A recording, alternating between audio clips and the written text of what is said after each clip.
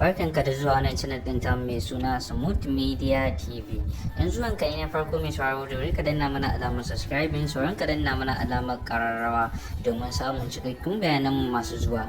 To mai sauraro, shugaban Najeriya Muhammadu Buhari ya ce za su tabbatar da cewa ba a samu karancin kuɗi ba wajen samar da tsaro a faɗin Najeriya baki ɗaya.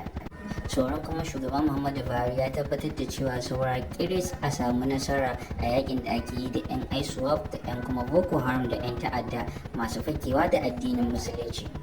Shugaban Muhammadu Buhari ya bayyana hakan ne yayin da yake taya musulman duniya murnar karamar sallah wannan wacce ta gabata.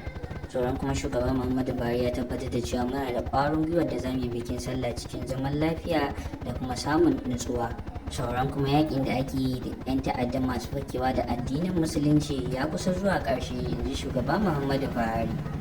Ji kakakin yada labaran fadar shugaban ƙasa wato Garba Shehu ya tabbatar da cewa yakin da ake yi tsakanin 'yan ta'adda ya kusan zuwa ƙarshe a yakin da ake yi da masu fakewa da addinin musulunci a faɗin Najeriya. Saura kiris ya rage a kawo ƙarshen su gaba ɗaya.